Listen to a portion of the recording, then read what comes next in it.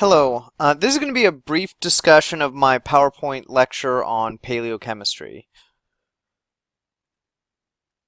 Just to introduce what I'm doing here, each unit I'm going to do a little history presentation where I talk about some ways that chemistry and history interact. And I think that even though this isn't a history class, to understand the context of chemistry, you have to understand where it fits in history. And also, I would argue that to fully understand history, you need to see how science and technology interact with that. And so my point here is to kind of show you some different ways that chemistry and history are interacting. And so this first one is on a topic which is called paleochemistry, which I will get into explaining now. So the first thing you have to understand is that paleo, when I use that word, means old or ancient. Like paleontologist is someone who studies things that are really old. So that's what I mean there. And so if you put that together with chemistry, paleochemistry is just really, really old chemistry. All right. And so the time period I'm talking about here is from 100,000 years ago, which is like the very early origins of humankind, to about 300 years ago. And you'll kind of see the different developments in chemistry that have happened through that time. So I'm going to start off here in the earliest part of human existence, which is called the Paleolithic era. When you're trying to understand what that means, paleo, again, remember that means old, all right? And lithos comes from the word for stone. And so if you put Paleolithic together, you get Old Stone Age. And so I'm going to talk about the Stone Age, which is actually broken up into three different parts: the Paleolithic, the Mesolithic, and the Neolithic. The Paleolithic, this one that I'm starting with, it was 10,000 years BCE and before that, so like 12,000 years ago and before. So early human existence, as I said.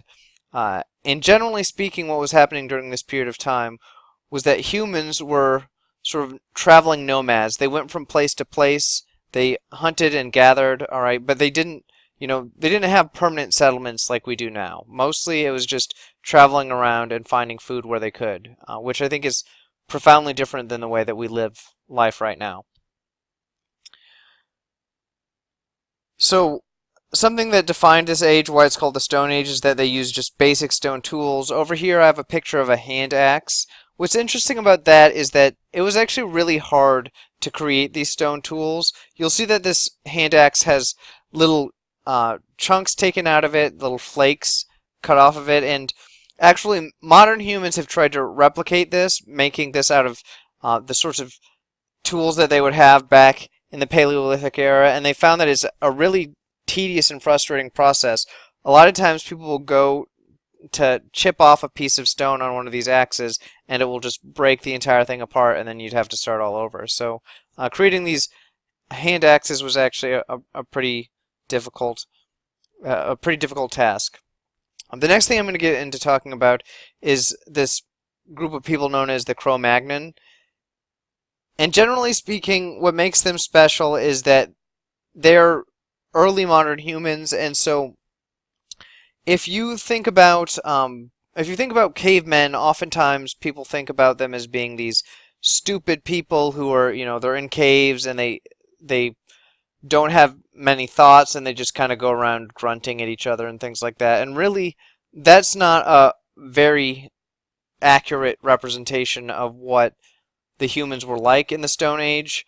Some of the earlier humans were different from us. So I said the human species has been around for about 100,000 years, and about 35,000 years ago, they hit something which we call the Cro-Magnon, and those were humans that are just like us, okay? And so what's interesting about them, if you were to jump in a time machine and go and grab one of these Cro-Magnon humans out and bring it back to our modern times, you wouldn't be able to tell it apart from the humans that exist now. And it says here you could teach it to do all sorts of modern things, use a computer, fly an airplane, things like that, and you wouldn't have any idea that the Cro-Magnon was any different than you. Maybe, if you went in and did a DNA analysis, you could see that because, there are things like ancestry websites where you can trace the lineage of people from one place to another, And, like if you looked at my DNA, you might see that I had DNA that was from Irish heritage or something like that. And so maybe if you looked at the Cro-Magnon on a DNA level, you might see some differences. But generally speaking, they're humans just like us. Okay, so they're fully intelligent. They're capable of speech. They communicate with each other. They have um, they have advanced sorts of societies in some ways in terms of the knowledge that they have and the way they communicate. And I'll talk about that here more in just a minute. But think about them like that. And so one thing that I think is sort of interesting is I've said that uh, this this period of time was for a long, long time. Way prehistorical ages, and humans existed for this entire time, and they were intelligent like we are. And so I like to think about, what was life like for these people, these people who are just as intelligent as us, but who don't know that much about how the world works, and they walk around and they're hunting and gathering and just moving from place to place. I wonder what they thought of the world. I wonder what they thought when they looked out at the stars and things like that. And yeah, and it was just most of human existence was this way. Most of human existence was this hunting and gathering and roaming about. Living in cities like we do today was just not part of the way that things worked. So, I don't know. Yeah, something to think about with that. The chemistry now that was going on at this time. I said that this was about a history of chemistry thing, so I need to talk about what's going on with chemistry. So one thing is that they could control fire. The reason that that's important is because cooking food starts to break the food down. And so if you remember from biology class, there's a lot of complicated things that go into our digestive system. You'll remember that when you put something in your mouth, your saliva and your teeth start breaking it down before it even enters your stomach. And then it goes in your stomach, and the acids and bile and things like that start to break it down even further. All right, and then as it's in your small and large intestine, some final things happen with your food. And so digestion is a very complicated chemical process, and something that's interesting is that cooking food is actually sort of a chemical process that we use as part of this digestive process, because there are things that we cook and then eat that we couldn't eat without cooking them first. And so it's a chemical process that makes some things ready for us to eat. So otherwise, we might get sick. The other thing here is that they collected a lot of herbs and things like that. And so I've got here as an example aloe vera, which is still an herb that we use today, and it's one that people are thought to have used, for time out of mind. For forever we've used this plant. And when I said that these human beings were intelligent, one thing that's remarkable about them is that they had a tremendous knowledge of different plants. And it's hard for us to wrap our brains around that because we're so used to the society that we live in. But imagine that you lived in a time where you had to go out and you had to find your own food, and there were some plants that were poisonous and would kill you, or some plants that tasted really bad, and then there were some other plants that were edible and delicious and good for you and things like that. And you had to be able to recognize all of these different plants, and as you moved from place to place, you might encounter other even different species of plants, and so you had to know what was what, and you had to know how things worked like that. And so the knowledge of plants and things like that was really, really high, and they had to communicate that with each other. And so they'd go and they'd show each other what plants were good and which ones weren't, and they'd collect these things.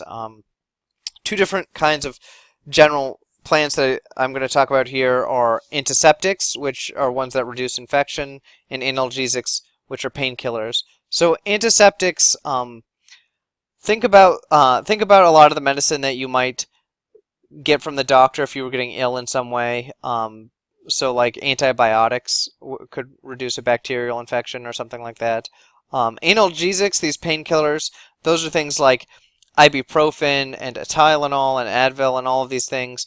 And so those ones they just reduce pain and inflammation. And so there are plants out there that do that. Before we had the pharmacies that we have today, a lot of this sort of stuff was just things that we found out in nature that had medicinal properties. And so that was some chemistry that was happening during this period of time. Okay, so we're going to move on to the Mesolithic time period.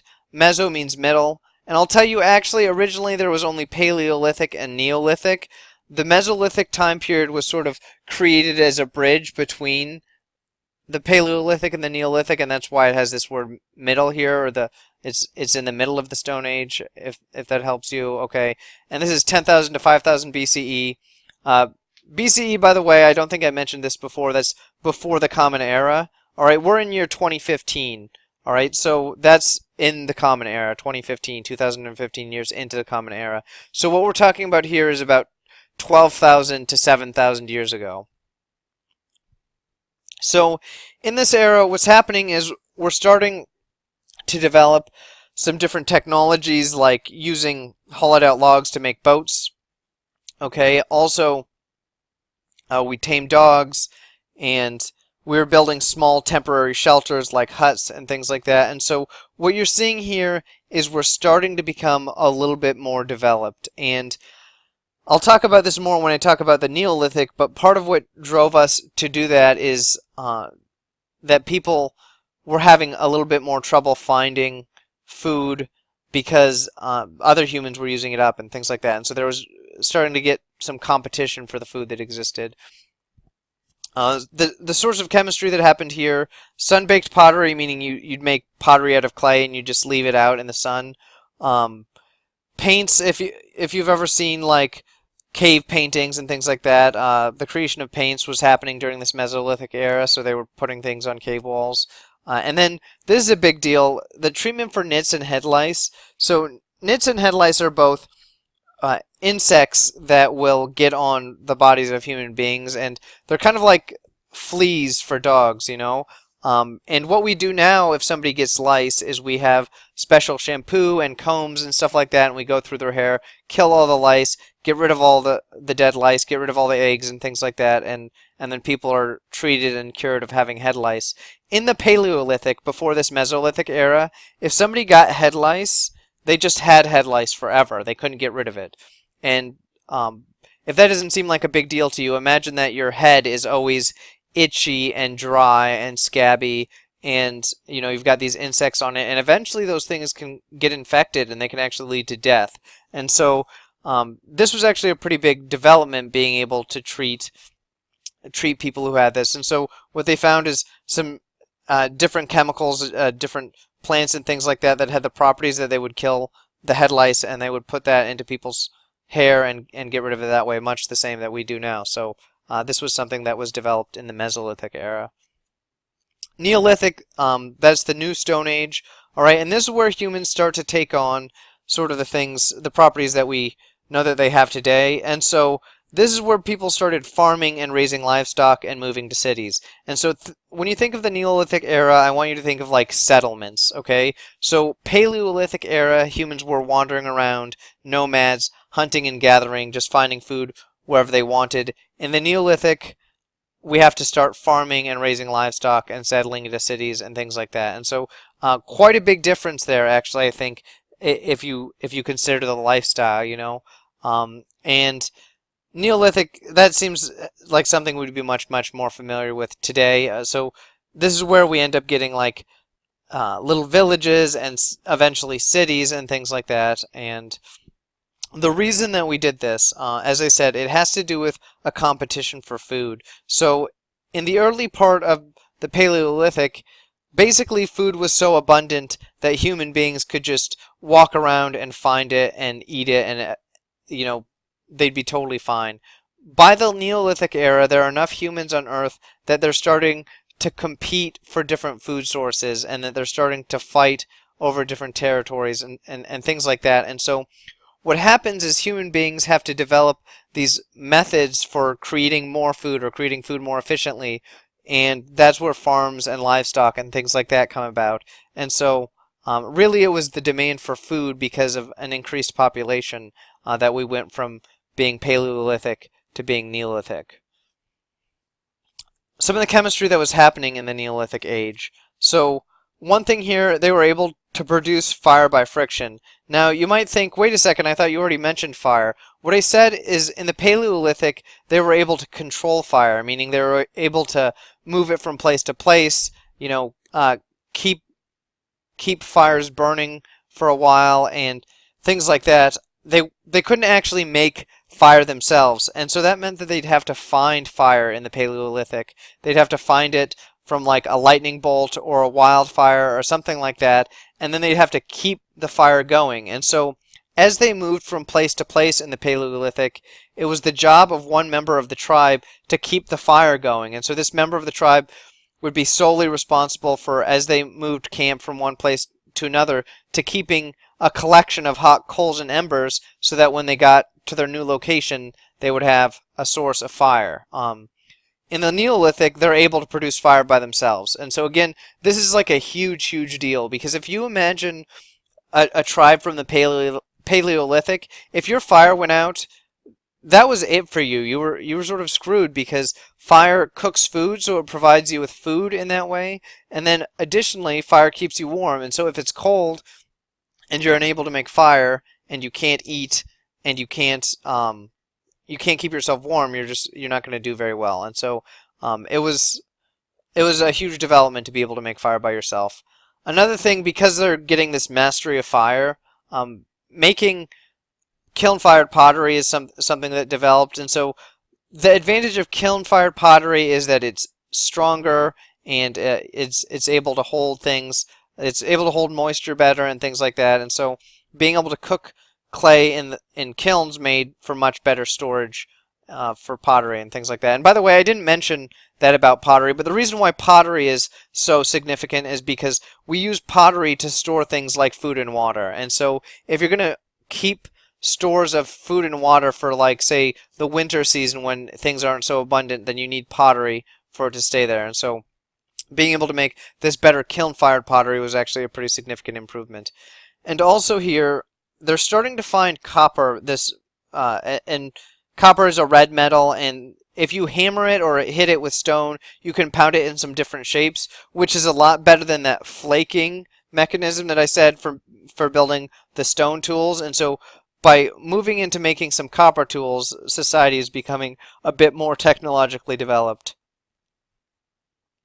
Another thing, they started to work with other different metals, and then they figured out this process which is called smelting, which I'll talk about here a little bit on the next slide. Smelting is basically purifying metals that have been oxidized. And so oxidation is like when iron is oxidized, it turns to rust. And I'm going to show you here in just a second that when copper is oxidized, it turns to this sort of green colored copper, which you might remember from, say, the Statue of Liberty. So if you see here on this slide, here's a picture of some copper that's oxidized. The problem with this oxidized copper is that if you hit it and pound it like you would the other copper, it just turns into dust, and it's not very useful. And so that it just seems sort of like junk stones that you might find in the ground to a lot of people. Well, what ended up happening is they found that through this process of treating the copper, you could heat it and put it in a hole.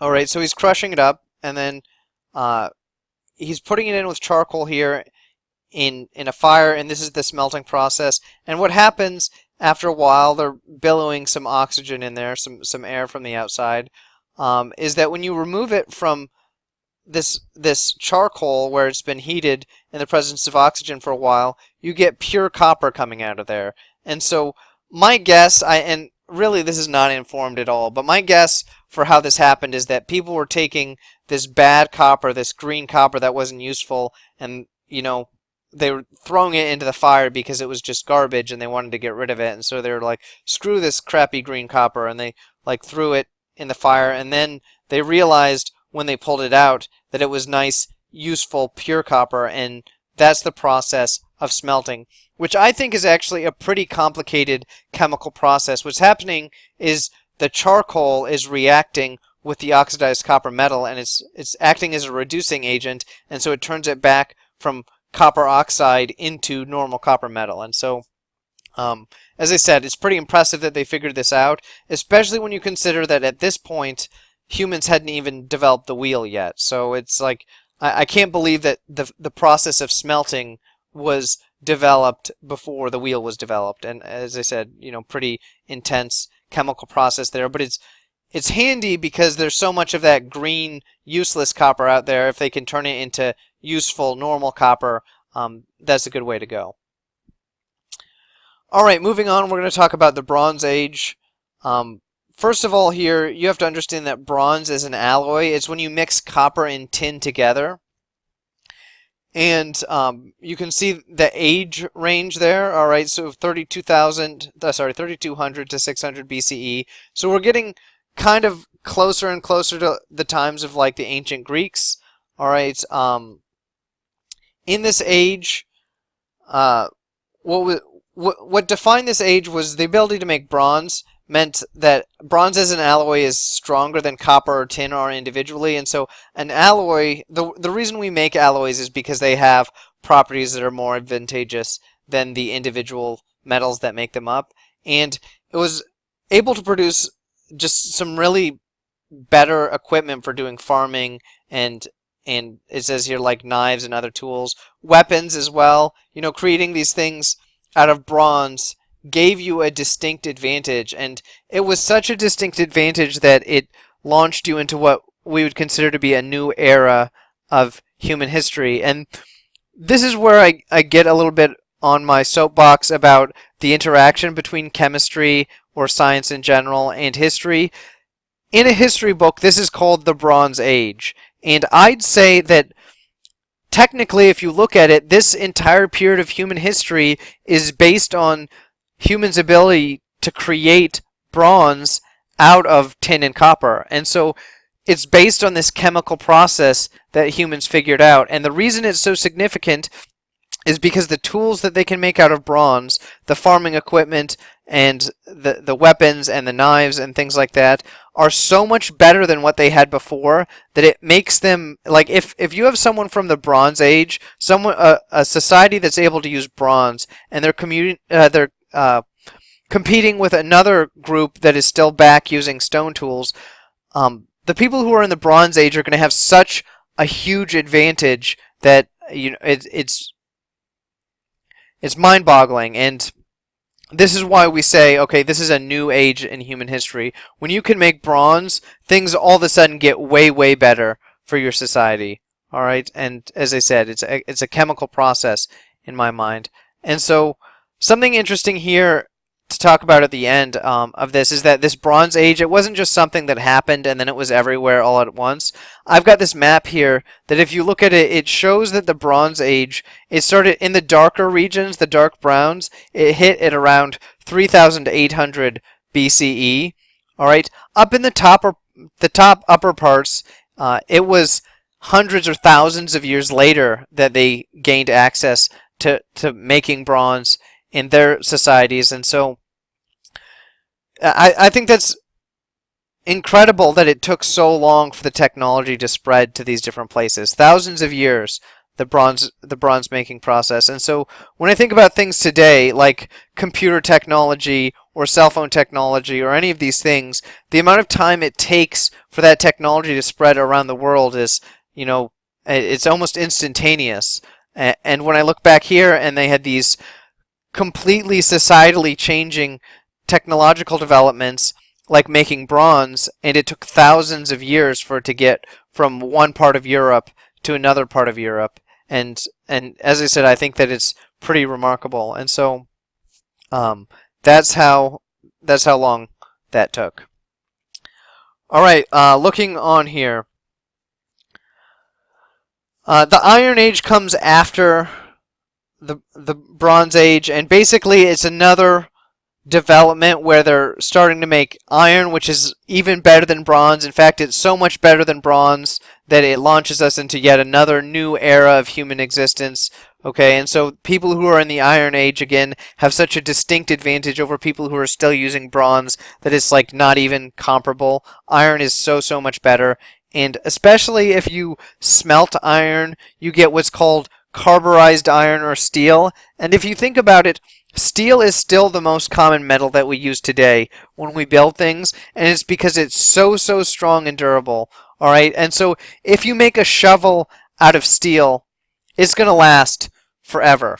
Yeah, you can use that for a very, very, very long time.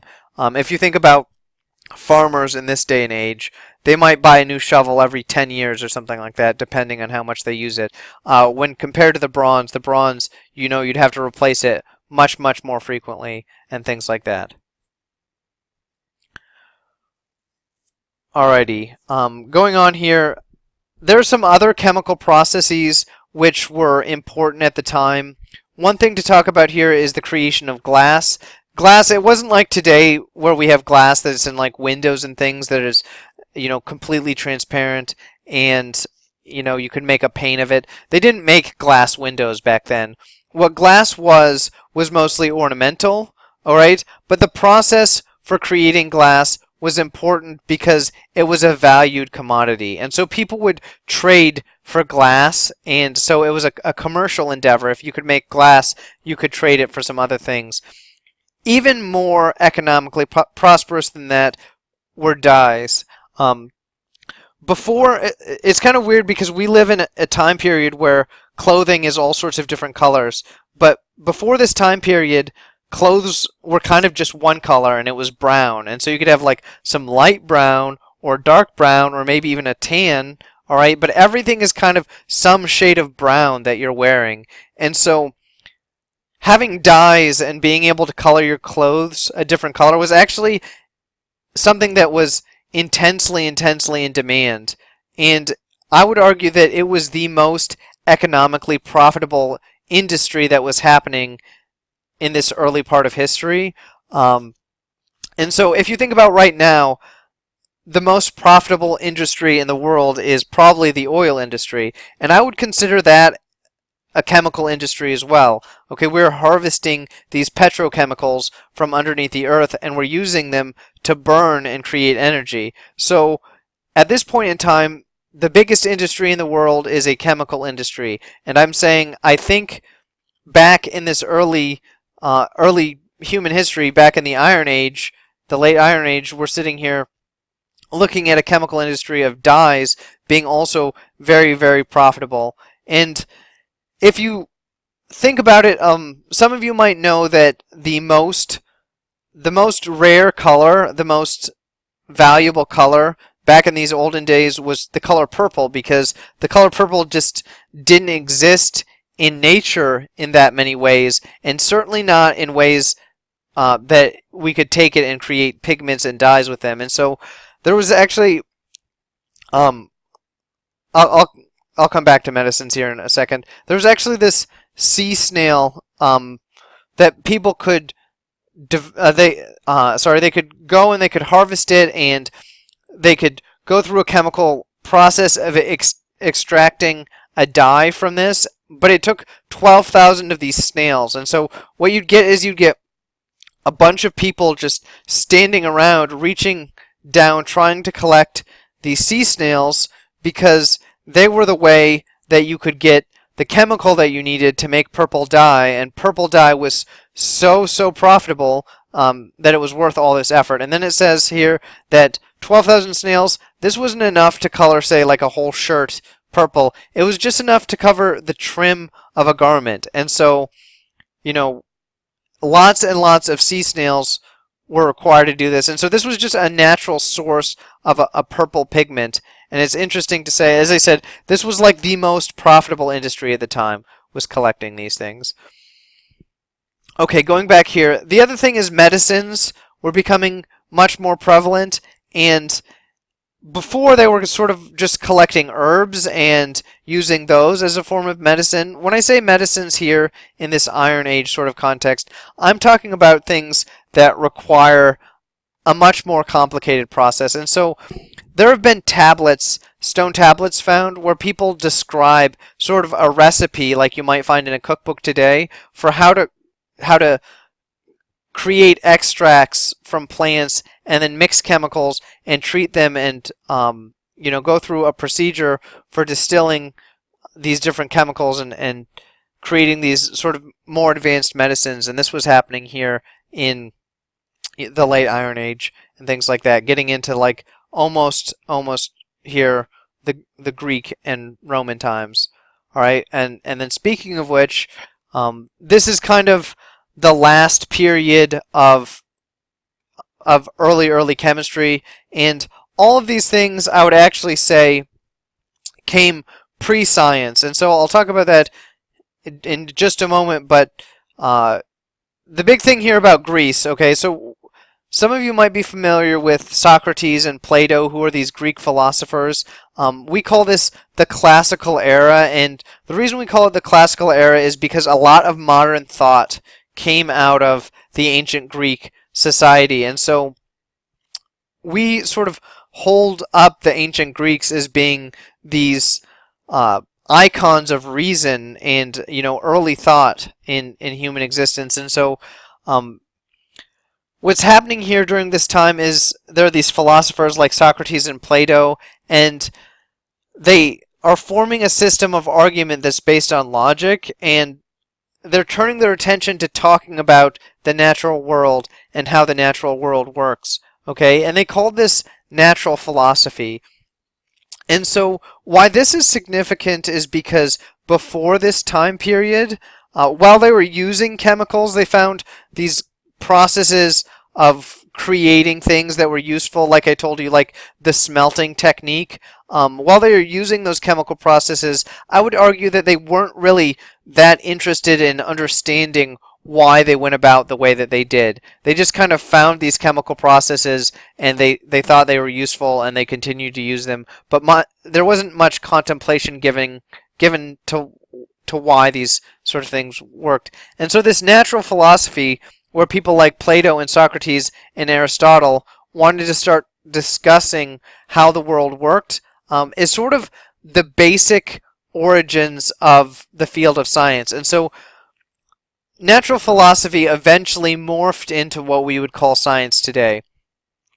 Something interesting here was that some of the early philosophers, like Socrates even, believed that experiments were actually problematic. Okay, so this is how this natural philosophy is a little bit different than science that we have today.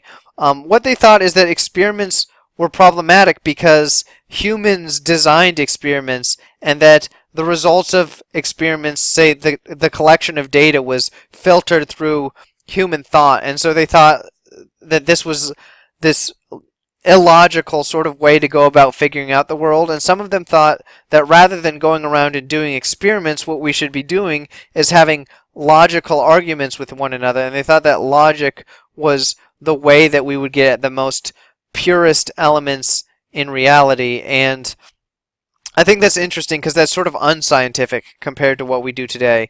And as I said, it's just a way of sort of contrasting these early philosophers with modern scientists, because many of them didn't think experiments were valid. All right, so that is that.